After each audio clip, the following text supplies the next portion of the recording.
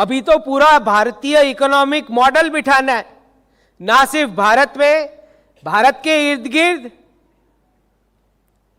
Waste के देशों को बताना है कि तुम्हारा जीडीपी का फॉर्मूला रॉन्ग है, जीईपी से चलेगा।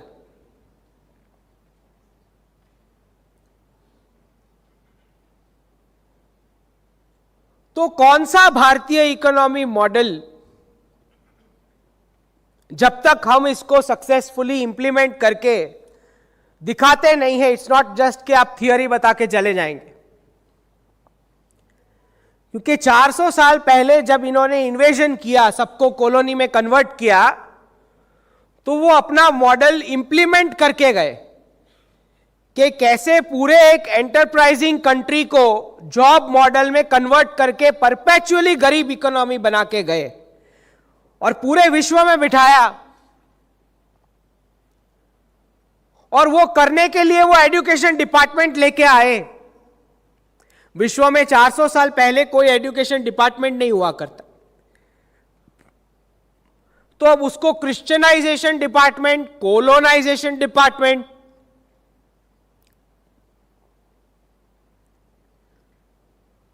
उससे पहले जिस प्रकार के भारतीय मॉडल में गुरुकुल सिस्टम चलती थी, उसको हटा के स्टेट को यह रोल दे दिया गया कि तुम तय करोगे क्या कंटेंट पढ़ाया जाएगा, गुरु नहीं तय करेंगे। तो 400 साल पहले आइडिया ये लेके आए कि ये एक राष्ट्र है जो बड़ा एंटरप्राइजिंग करता है। 1000 साल पहले, इन्वेजन होने से पहले, भारतीय महिलाएं विश्व के सबसे बड़े रिचेस्ट टाइकून्स के लिस्ट में आती थी, एक एक महिला। और कम से कम 3 सेक्टर ऐसे थे जो पूरे डोमिनेट करती थी, पूरा डोमिनेट: ज्वेलरी, स्पाइसेस और textiles.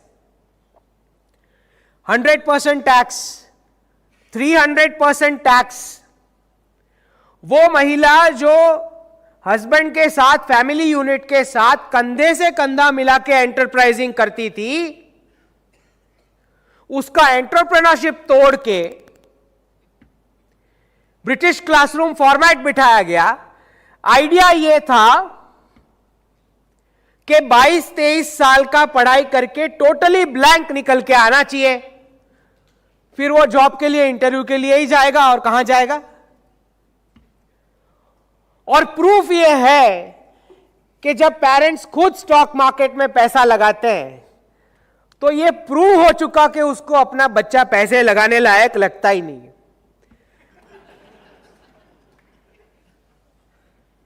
This is the proof कि एजुकेशन सिस्टम ऑलरेडी कोलैप्स हो चुका है, होने नहीं वाला, हो चुका है।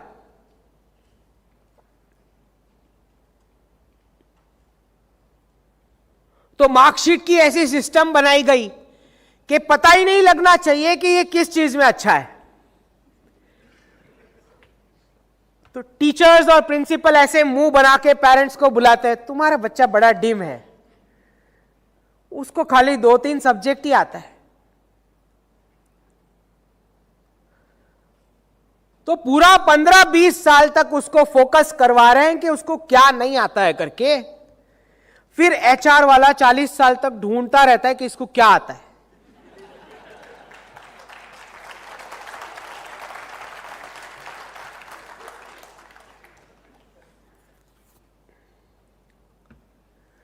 तो वो महिलाएं जो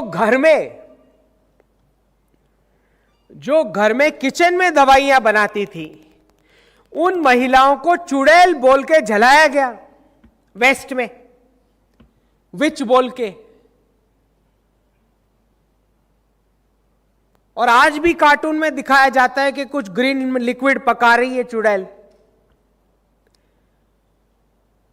जला करके उसमें से फूड इंडस्ट्री, फार्मा इंडस्ट्री और इंश्योरेंस इंडस्ट्री खड़ी की गई ब्रिटिश मॉडल पे। सारे भारत का एंटरप्रेन्योरशिप खत्म करके जब जबरदस्ती पुरुषों को जॉब करना पड़ा, तो उस फ्रस्ट्रेशन में आके घर में जाने से पहले, घर से निकलने से पहले और ऑफिस से आने के बाद महिलाओं को बोलने लगे तू करती क्या है। ये आता कहां से है? ये इसलिए आता है क्योंकि भारतीय महिला कंधे से कंधा मिला के एंटरप्राइजिंग कर रही थी। तो जब पुरुषों को ये ब्रिटिश कॉलोनियल सिस्टम के अंदर जब जॉब करने की बारी आई तो घर पे आके ये मिसबिहेव कर रहे, तू करती क्या है पूरे दिन। इसको मुखौटा पहनाया गया वुमेन एम्पावरमेंट का, ये बोल के कि अब तुमको भी इक्वल होने की जरूरत है। तो को एजुकेशन सिस्टम में गर्ल्स और बॉयज दोनों को साथ में बिठा के दोनों को जॉबर में कन्वर्ट किया गया।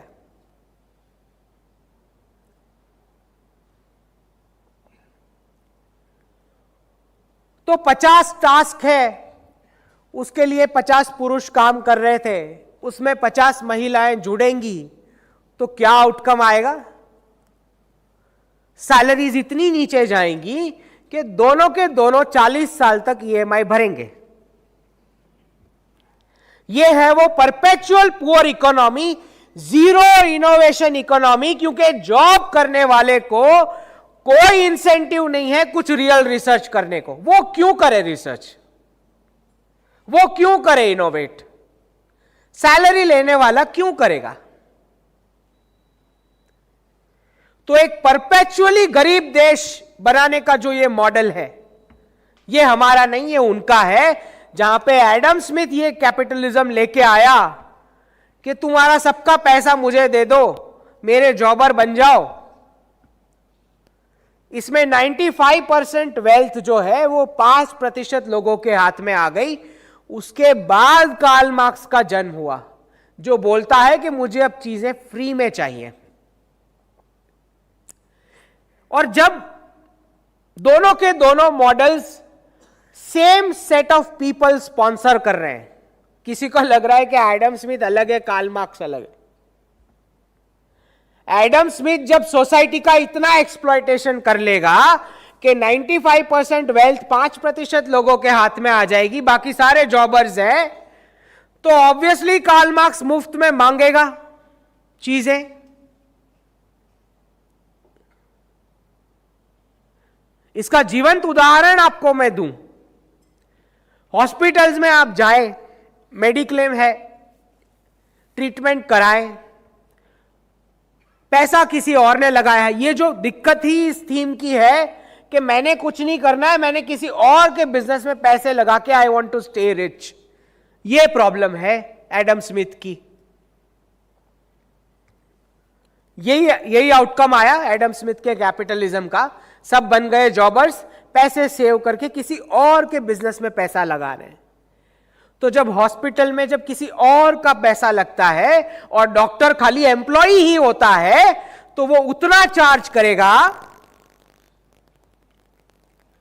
कि फिर सरकार को कार्ल मार्क्स वाली स्कीम लेके आना ही पड़ेगा कि 5 लाख तक का ऑपरेशन फ्री सरकार देगी। जहां जहां एडम स्मिथ इतना एक्सप्लॉयटेशन करेगा, वहां वहां सरकार को कार्ल मार्क्स वाली स्कीम लानी ही पड़ेगी।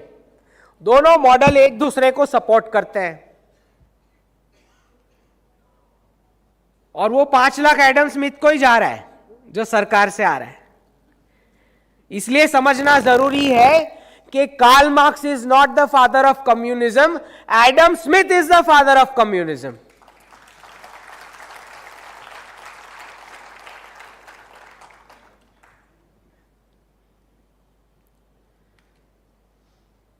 और फिर क्या होगा?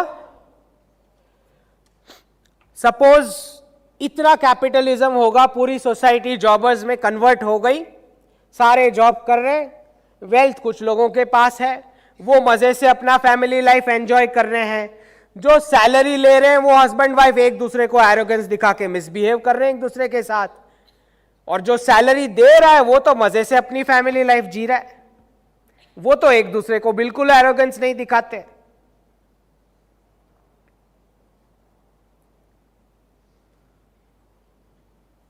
क्या आउटकम आना है इस प्रकार की सोसाइटी का, जो चल पड़ी है एडम स्मिथ की इकोनॉमिक्स पे, कि डेट लेके मैंने जीवन गुजारना है, क्योंकि सिर्फ और सिर्फ भारत ये कहता है कि you are the soul, body is just a vehicle. वैसे soul is not the right interpretation, हमारे शब्द के हिसाब से आत्मा, जीव। बाकी का विश्व कह रहा है you are the body, soul is just a vehicle. तो वो लोग को बोला गया है कि तुम्हारा जीवन, पूरा विश्व जो आपको दिया गया है वो तुम्हारे कंजम्पशन के लिए, तुम्हारे मजे के लिए दिया गया है? सब कुछ कंज्यूम करो, सब कुछ टेक ओवर करो, ये रिलीजन बता रहा है। सिर्फ भारतीय धर्म ये बता रहा है कि नहीं, तुम जीव हो, तुम बॉडी नहीं हो, तुम वापस पृथ्वी पे ही आने वाले हो। तो टेक ओवर नहीं करने का है, प्रिजर्वेशन करने का है, कंजम्पशन नहीं करने का है, सेविंग्स वाली लाइफस्टाइल होनी चाहिए। सिर्फ और सिर्फ भारतीय इकोनॉमिक मॉडल ये पढ़ा रहा है।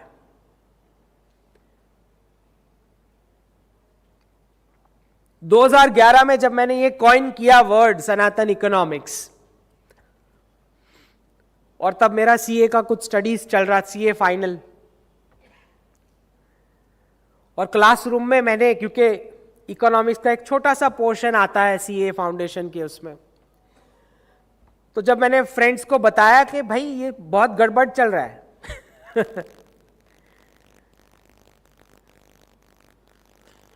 तो वहां से ये पूरा थॉट प्रोसेस बिल्ड हुआ है कि एंशिएंट भारत कैसे फंक्शन करता था। तो मंदिर इकोसिस्टम जो हमारी थी वो गुरुकुल को रन कर रही थी। गुरु जो है वो कभी डायरेक्ट फीस स्टूडेंट से ले ही नहीं सकते। तो भगवान के चरणों में कम्युनिटी ने फीस देनी है, और भगवान जो है वो गुरु का जीवन और रिसर्च और क्लासरूम का जो भी खर्चा है वो स्पॉन्सर करेंगे। पता ही नहीं लगना चाहिए कि किसने फीस भरी।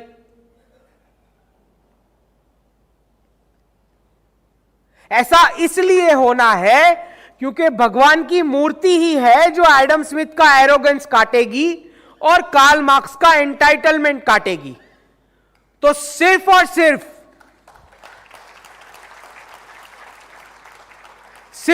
सिर्फ आपको प्रसाद मिलेगा, कोई डायरेक्ट फ्री भी प्रोडक्ट नहीं मिलेगा।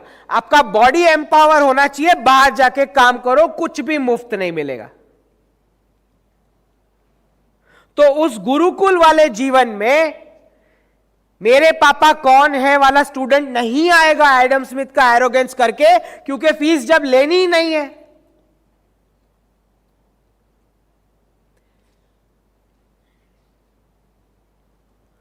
और जो स्किल वो सीखने आया है, गुरु तय करेंगे कंटेंट, स्टेट तय नहीं करेगा कंटेंट। स्टेट का कोई रोल नहीं है। राजा क्यों कंटेंट तय करेगा? क्यों? अगर राजा कंटेंट तय करेगा तो पता कैसे लगेगा कि वो करप्ट है या रॉन्ग हिस्ट्री पढ़ाई जा रही है? कैसे पता लगेगा? आप मुझे बताएं, जितनी भी देशभक्त संस्थाएं थी इस राष्ट्र में है, मुझे बताएं ये सारी संस्थाएं सो रही थी जब वक्फ एक्ट पास हो रहा था? कहां थी ये संस्थाएं? किन किन लोगों के ग्रैंड पेरेंट्स ने वो फ्रीडम नेगोशिएटर्स वाली पार्टी को वोट दिया है?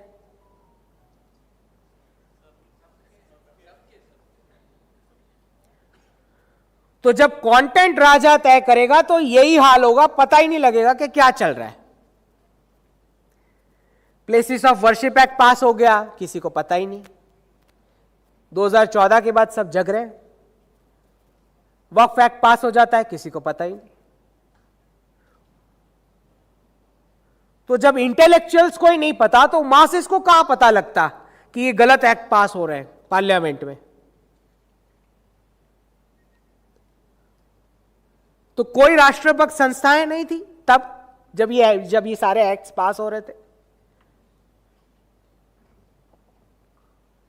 इसीलिए सोर्सेस ऑफ इंफॉर्मेशन कितना महत्व रखते हैं कि अगर आपको फेक न्यूज दिखाया जा रहा है तो उसका क्या आउटकम आता है सोसाइटी के ऊपर, उसकी क्या असर होती है।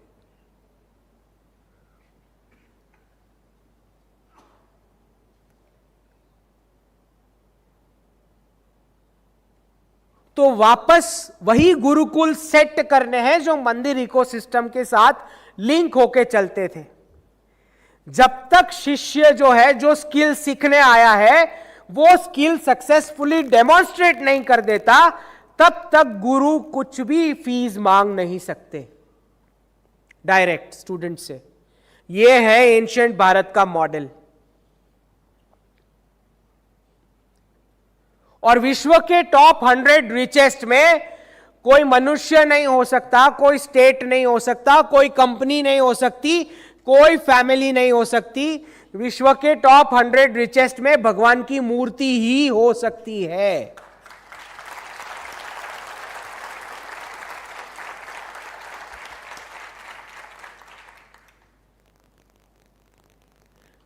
क्योंकि अगर इन चारों में से कोई एक होगा टॉप 100 रिचेस्ट में, पहले वैक्सीन बनाएगा फिर फैलेगा,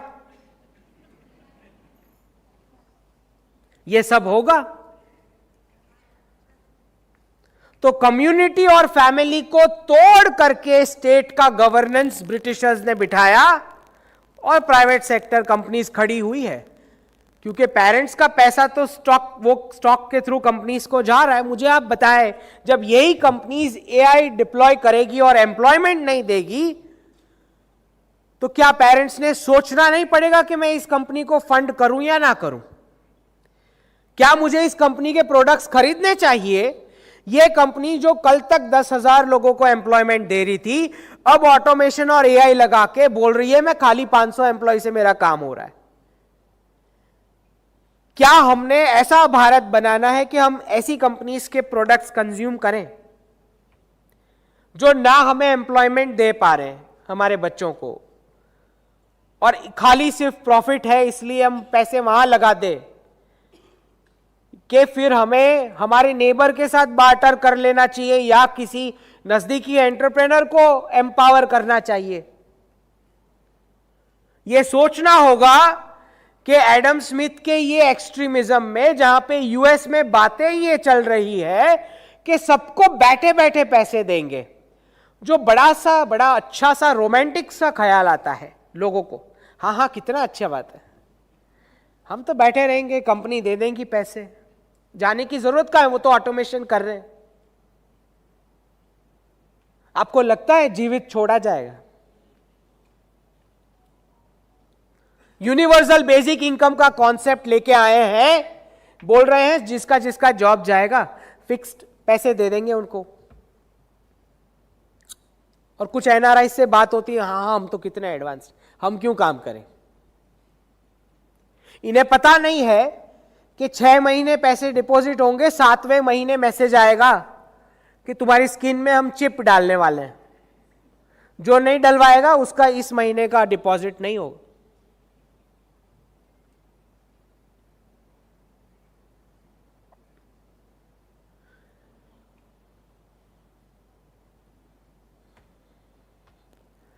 और कुछ सेक्टर्स से जब बात होती है, जब इस प्रकार का एक्सप्लॉयटेशन हो जाता है, और फिर कार्ल मार्क्स फ्री में मांग रहे हैं चीजें। अभी मैं कुछ दिन पहले बेंगलुरु था, कर्नाटका, भर भर के लोग गाली दे रहे हैं। क्यों? बस फ्री कर दी गई है। बताया जा रहा है कि कहीं पे लेबर तो मिल ही नहीं रहा है हाँ, सबके अकाउंट में थोड़ा थोड़ा अमाउंट जहां से भी मिल रहा है, जिससे भी थोड़ा खाने का भी फ्री में मिल जाता है। वो काम ही नहीं करना चाह रहा कार्ल मार्क्स।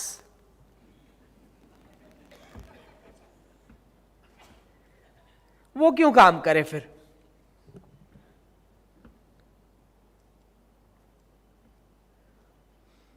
तो जब इलेक्शन के दिन, जब पॉलिटिकल पार्टीज क्या करेगी, जब इलेक्शन के दिन आधा हिंदू वेकेशन मनाता है, तो फिर लाडली बहन योजना होगी जो वोट देने आ रहा है। तो समाज ने भी यह सोचना होगा कि अगर हम हमारी रिस्पॉन्सिबिलिटी नहीं निभाएंगे तो दोनों के दोनों आगे बढ़ते जा रहे हैं, कार्ल मार्क्स और एडम स्मिथ दोनों। फैमिली आपकी टूटती जा रही है, कम्युनिटी आपकी टूटती जा रही है। अगर आपके एक कॉल पे 50 लोग हाजिर नहीं होते हैं तो you do not have any rights. भूल जाना कि कॉन्स्टिट्यूशन कोई राइट देता है, भूल जाना। कॉन्स्टिट्यूशन स्टेट, पुलिस और जुडिशियरी सिर्फ और सिर्फ सुनवाई दे सकती है, आपके साथ हादसा पहले हो जाएगा, आपको कॉम्पनसेशन मिल सकता है, राइट्स नहीं मिलेगी। आपका राइट सिर्फ इससे तय होगा कि आपका फैमिली का नंबर कितना है, नंबर्स, और आपका कम्युनिटी का नंबर कितना है, तो राइट्स एक्सरसाइज होंगी, वरना कोई राइट्स एक्सरसाइज नहीं होनी है।